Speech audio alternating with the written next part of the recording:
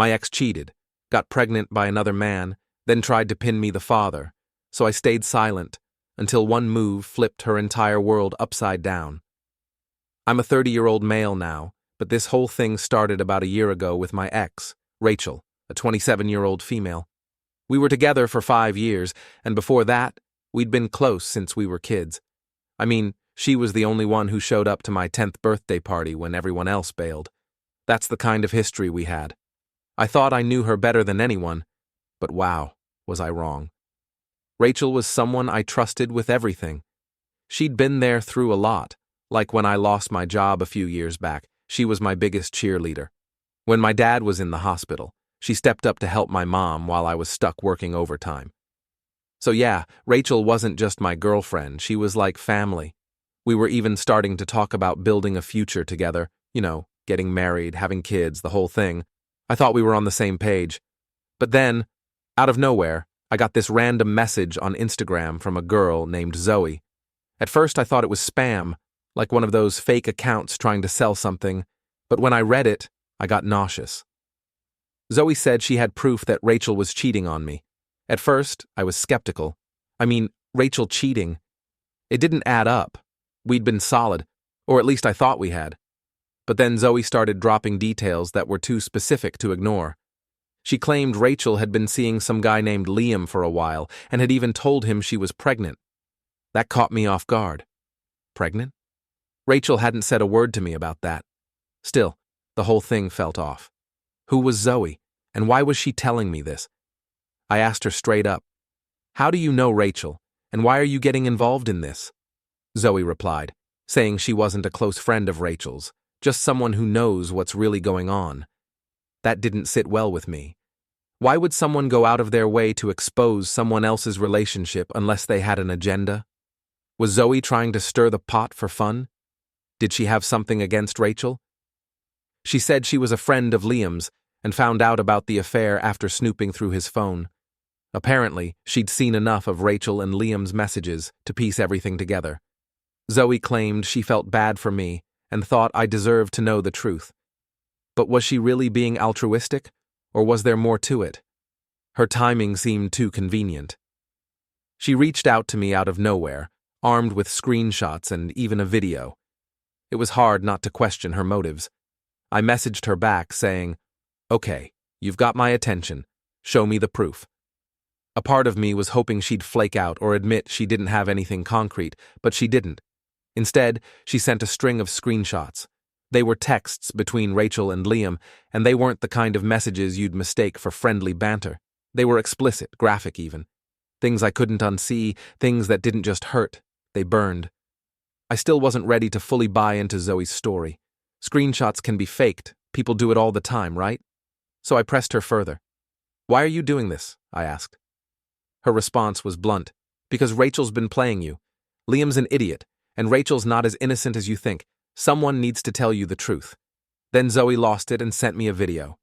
It was Liam laughing with his friends, talking about how he'd been sleeping with Rachel and how she told him the baby might be his. My stomach turned. I didn't want to believe it, but the way Liam was talking, the smug tone in his voice, it felt too real to ignore. Even with all that, I still couldn't shake the feeling that Zoe might have her own agenda. Why now? Why me? Was she doing this to help? Or was she just trying to hurt Rachel? I asked her one last time, "What do you get out of this? What's your angle?" She didn't sugarcoat her answer. "I'm tired of seeing Rachel and Liam get away with their crap.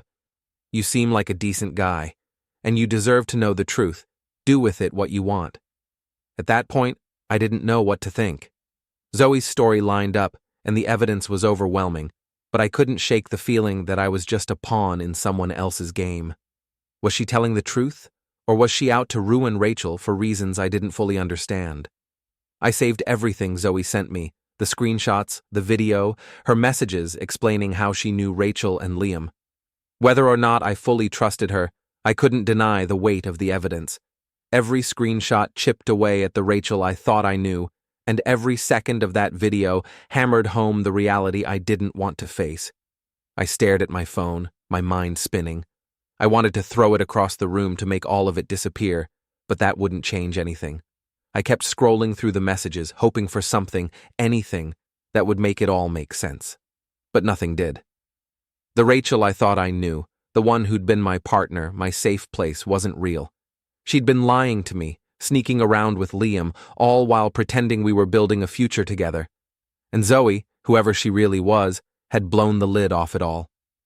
Whether she was a friend, an enemy, or just someone who wanted to stir the pot, I couldn't ignore what she'd shown me.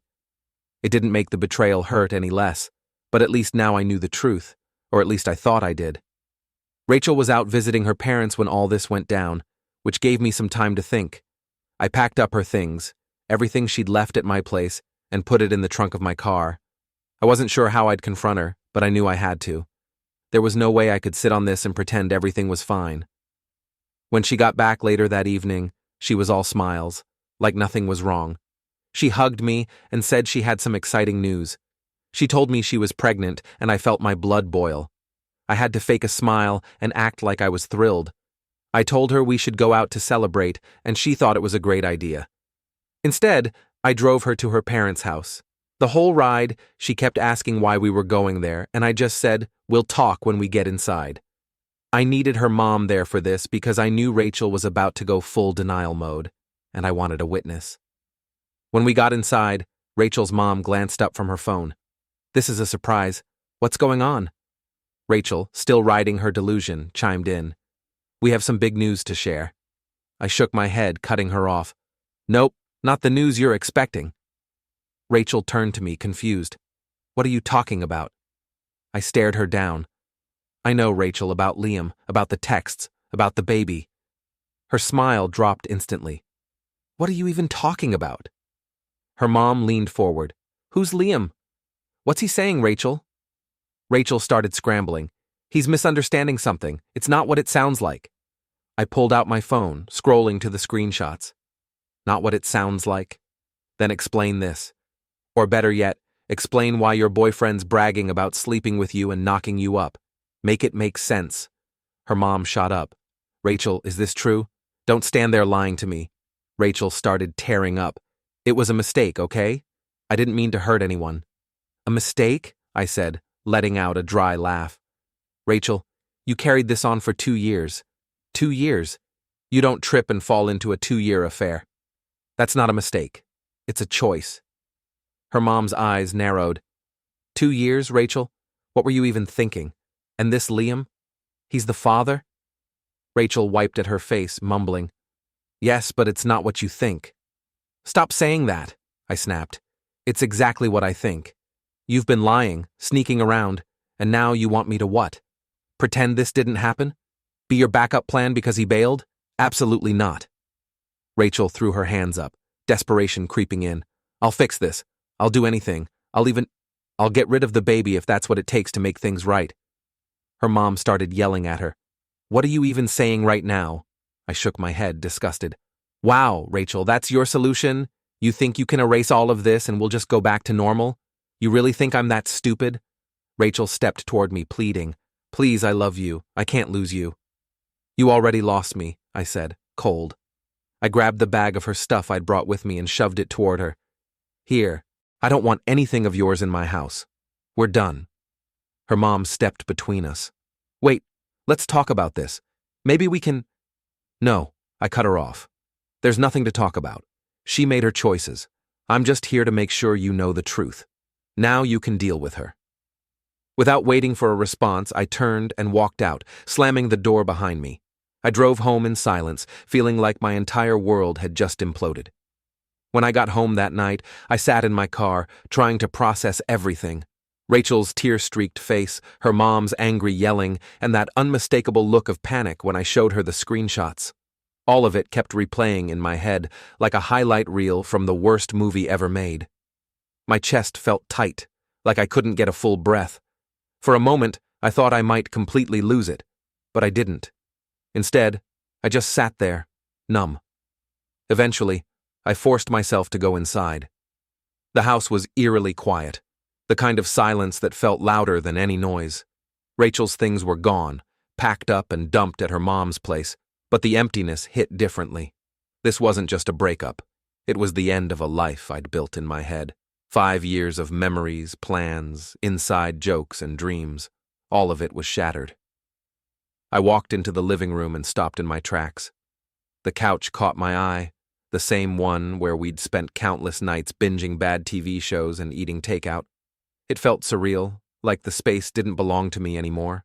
The house was mine, but it didn't feel like home. I didn't sleep much that night. Every time I closed my eyes, I saw Rachel's face, her tears, her desperation, her guilt. I kept wondering how I didn't see it coming, how I could have missed something so massive for 2 whole years. By the time morning rolled around, I felt like a shell of myself. When I checked my phone, it was flooded with texts from Rachel.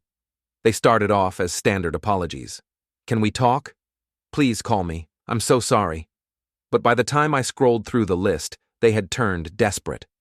"I'll do anything to fix this. I can't live without you. Please don't do this to us." I couldn't respond. What was there to say? She didn't just screw up. She burned everything to the ground and salted the earth for good measure. I blocked her number by the afternoon, thinking that would be the end of it, but I underestimated her determination. By that evening, she had shifted to social media, bombarding me with messages. The same routine, apologies, promises to change, pleas for another chance. I blocked her on every platform. Then the email started. Long-winded messages about how she couldn't live without me and how she'd never forgive herself. Part of me wanted to tell her to leave me alone, to stop dragging this out, but another part of me didn't want to give her the satisfaction of knowing she'd gotten under my skin. So I ignored her. Later that day, Chloe showed up unannounced. She's always been the one to step in when my life goes sideways, and this was no exception. "All right, Spill," she said as soon as she walked in, her arms full of snacks and drinks. I didn't even know where to start, but once I did, it all came pouring out. The DM from Zoe, the screenshots, the video of Liam, Rachel's confession, and everything that had happened at her mom's house. Chloe sat there, her expression shifting from disbelief to pure anger. 2 years? She shouted, nearly dropping her drink, and you had no idea? I shook my head, feeling the bitterness rise in my chest. She played me like a pro, I said, the words tasting sour. Chloe's protective instincts kicked in immediately. "She doesn't deserve even a second of your time, you know that, right?" she said, her voice firm. I nodded, but it didn't ease the ache in my chest. Chloe stayed for hours, making me talk through everything and cracking jokes to lighten the mood.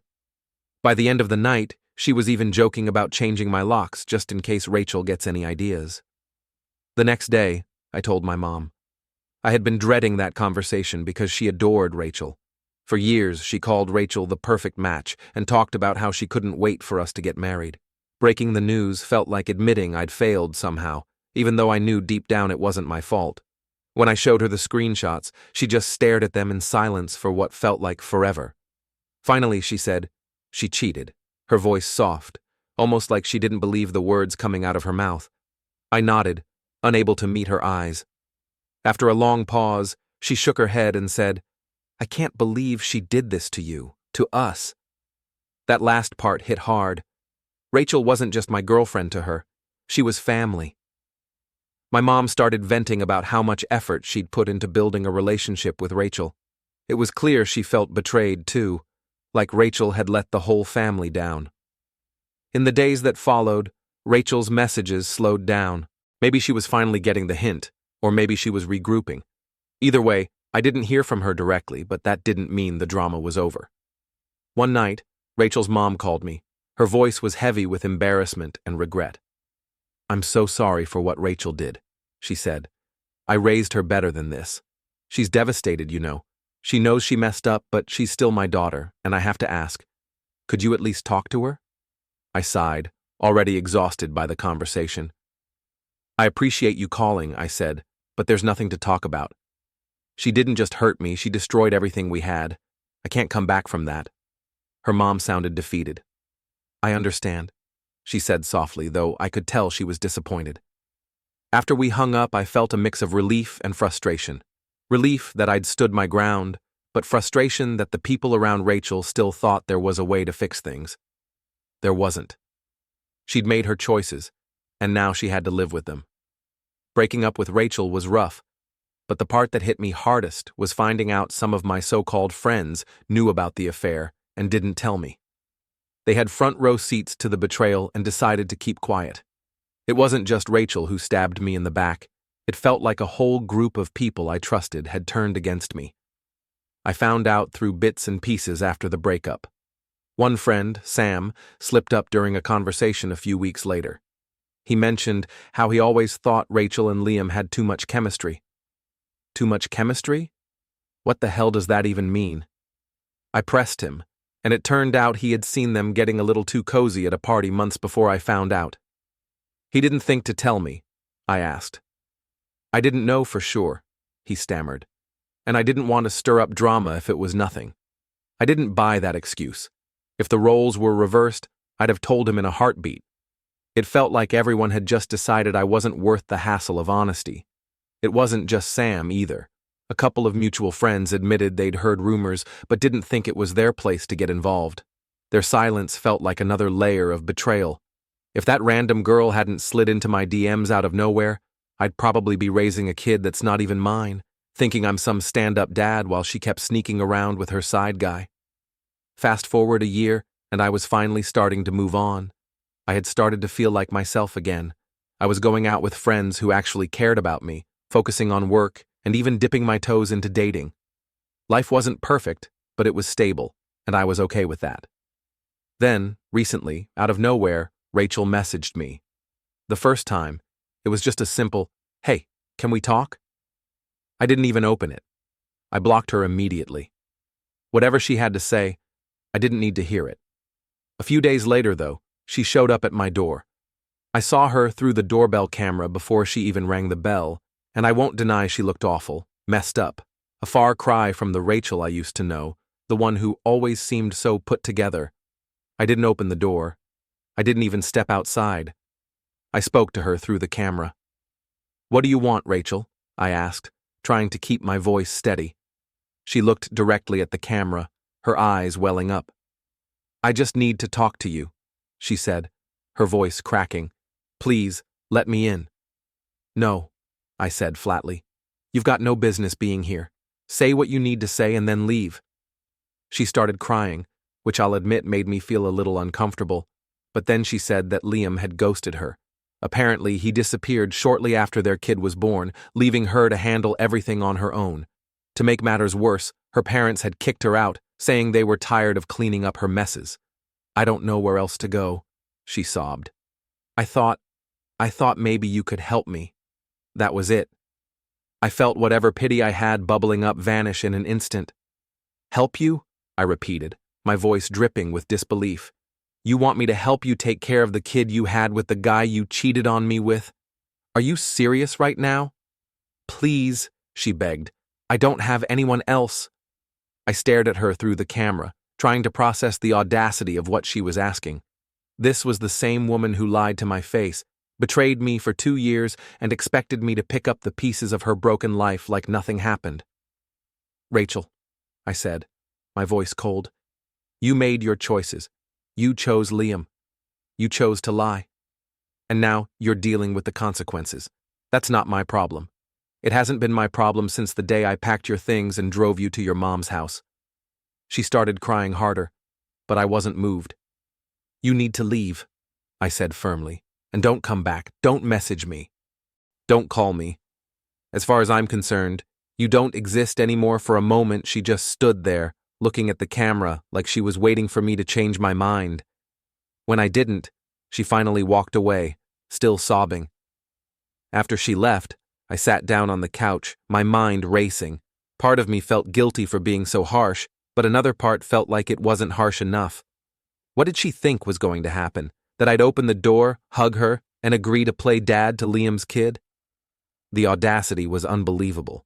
Over the next few days, I kept expecting her to show up again or send someone else to plead her case, but she didn't. Instead, I started getting messages from her friends. "Rachel's struggling, and you won't even help her," one read. "You're really just going to abandon her after everything you two had," said another. I ignored them at first, but they kept coming.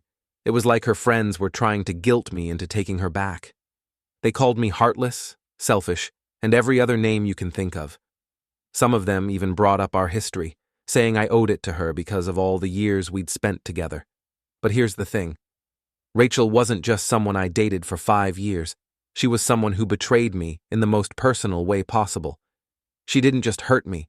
She tore apart my trust and left me questioning everyone around me. I didn't owe her anything, and I wasn't about to let anyone make me feel otherwise. By the end of the week, I'd blocked every one of her friends who had messaged me. I didn't have the energy to argue with people who clearly didn't care about what I'd been through. If they wanted to support Rachel, that was their choice. But I wasn't going to be part of it. That chapter of my life was over, and no amount of guilt tripping was going to drag me back into it.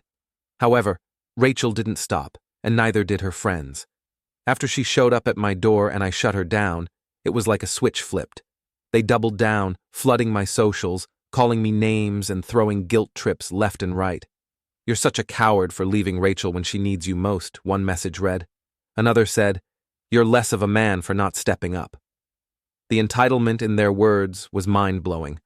Some of Rachel's friends started leaving nasty comments on my work profile where I'd shared some professional achievements. That was my breaking point. I started documenting everything, screenshots of messages, voice recordings of phone calls, even the fake accounts they were using to harass me. It was exhausting, but I had this gut feeling things were going to get worse before they got better, and I wanted to be ready. And I was right. Rachel found a way to throw another wrench into my life. I was sitting at my desk at work when I got a call from an unknown number. Normally, I'd let it go to voicemail, but something told me to answer. On the other end was a man who introduced himself as Rachel's lawyer. I froze for a second. Rachel's lawyer? What could she possibly want now? I asked him to cut to the chase. He said Rachel wanted to discuss a child support agreement. My jaw nearly hit the floor. Child support? For a kid that wasn't even mine? I told him flat out that there had to be some mistake. "I'm not the father of that child, and Rachel knows it," I said. The lawyer paused, probably not expecting me to be so direct. He asked if I'd be willing to meet to clear things up. I wasn't thrilled about it, but I figured it was better to confront this head-on than let it drag out. So I took the afternoon off and met him at his office. When I arrived, he greeted me politely, but I could tell he wasn't fully clued in on the situation. He started with the usual lawyer spiel about responsibility, how Rachel was struggling as a single mother, and how stepping up would mean a lot for everyone involved. I let him talk for a while, but when he finally gave me a chance to respond, I didn't hold back. "Let me stop you right there," I said, pulling out the folder I'd brought with me. Inside were all the receipts, screenshots of Rachel's messages with Liam, the video of Liam bragging about sleeping with her, and copies of every harassment message I'd received from her and her friends. I laid them out on the table one by one. "This is the truth," I said, looking him dead in the eye. "Rachel cheated on me for 2 years with Liam. She got pregnant with his child and tried to lie about it being mine. When I left, she and her friends harassed me for months. I've got the proof right here." The lawyer leaned forward, flipping through the evidence. His expression shifted from professional to uncomfortable the further he got. By the time he reached the last page, he looked like he'd just realized he was on the losing side of a fight. But then, as if he wasn't already grasping at straws, he added, "Rachel mentioned something else. She said you were emotionally abusive during the relationship. That's why she's struggling to make ends meet now." For a second, I thought I'd misheard him. "Excuse me?" I asked, my voice steady, but laced with disbelief. "He said that part of the reason she reached out for support was because your behavior during the relationship left her without a safety net," he said, avoiding eye contact. I let out a dry laugh. "So let me get this straight. She cheats on me for 2 years, tries to pass off another guy's kid as mine, harasses me when I walk away, and now she's spinning some sob story to make me look like the bad guy?" The nerve. He shifted uncomfortably in his seat, clearly regretting bringing it up. "Look, I'm just relaying what she told me," he said. I grabbed my folder and stood, giving him one last look. "If Rachel or her friends keep this up, I'll make sure their lies come with legal consequences. This ends now." The lawyer nodded, clearly rattled. "Understood," he said, gathering the documents into a neat stack. "I'll need to speak with my client about this." "You do that," I said, walking out of his office without looking back. At that moment, I felt so damn angry. Rachel thought she could drag me into her mess, but little did she know who she was playing with. I kept thinking about everything the lawyer talked about. The audacity of it all was mind-blowing. I couldn't let it go. Against my better judgment, I grabbed my phone and called Rachel. She picked up almost instantly, her voice cautious but annoyingly sweet, like she'd been expecting me to cave. "I wasn't sure if you'd want to talk," she said. I didn't bother with pleasantries. "Rachel, what the hell is this about child support?" I snapped. "I just got out of a meeting with your lawyer, and I want to know what kind of fantasy land you're living in where you think I'm paying for your kid." Her tone shifted immediately. "Look, I didn't know he was going to reach out to you like that," she said, stumbling over her words. "I'm in a really tough spot, and I thought maybe—" She trailed off, like she realized mid-sentence how ridiculous she sounded. "You thought maybe what?" I interrupted, my voice rising. "You thought maybe I'd just roll over and be your safety net after everything you've done? Let me make one thing clear, Rachel. That kid is not mine. I don't owe you anything. Not money, not time, not even a damn text back.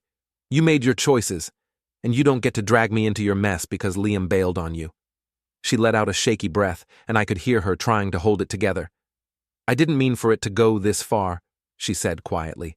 I don't have anyone else to turn to. My parents won't help, and Liam, he's gone.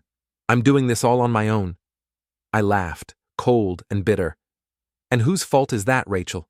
You cheated, lied, and tried to pass off someone else's kid as mine, and now you're coming back to me because you're out of options? That's not my problem. It hasn't been my problem since the day I walked out." She started crying then, sniffling into the phone. "I'm sorry," she choked out. I didn't know what else to do. "Sorry doesn't fix this," I said flatly. "You need to stop. Stop calling me, stop sending people after me, and stop trying to manipulate your way into my life. You don't get to come back from this. We're done, Rachel, for good." I hung up before she could say anything else and tossed my phone onto the passenger seat. My hands were shaking, but it wasn't from regret. It was from the sheer nerve she had to even think I'd entertain her nonsense. For the first time in a long time, I felt like I'd truly shut the door on her and all the chaos she brought into my life, and it felt damn good. A few days later, I got a formal letter from that lawyer. It was brief and to the point. There would be no further attempts at contact from Rachel or her friends. He also mentioned that Rachel had decided to move to another city to start fresh. There was even an apology included, though I doubted it came from Rachel herself. When I read the letter, I didn't feel vindicated or triumphant. I just felt relief. The chapter with Rachel was finally, officially closed. There would be no more messages, no more harassment, no more lawyers trying to guilt me into taking responsibility for a child that wasn't mine. So the drama had finally quieted down, but rebuilding trust, that was the real challenge. Every time I met someone new, the thought lingered, what if they're hiding something too? But I wasn't going to live in paranoia. Rachel had already taken enough from me, and I refused to let her take my future too.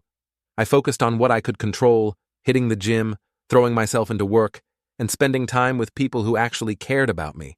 Slowly but surely, I started feeling like myself again. One night, while I was out with some friends, Matt brought up dating. "You back in the game yet?" he asked. I smirked, not even close. "Come on, man," he said, rolling his eyes. "Not every woman is like Rachel. Don't let one bad apple ruin the whole thing for you." I didn't commit to anything then, but his words stuck. He wasn't wrong. I wasn't going to let Rachel's betrayal write the rest of my story. A couple of weeks later, Chloe invited me to a party. "Look, no pressure," she said. "It's not a setup. Just come hang out, relax, and have a good time for once." I almost bailed, but something told me to go, and honestly, I'm glad I did. The vibe was chill, no awkwardness, no expectations, just good people. That's when I met someone. She wasn't flashy or trying too hard. She was just real. We talked for hours about everything and nothing, and for the first time in a long time, I felt like I could breathe around someone. Am I jumping into something serious? Number. But I'm open to seeing where it goes. For now, I'm focusing on myself, but it feels good to know that not everyone is like Rachel. Sometimes you just have to close one chapter to start a better one, and trust me, this new chapter is already off to a way better start.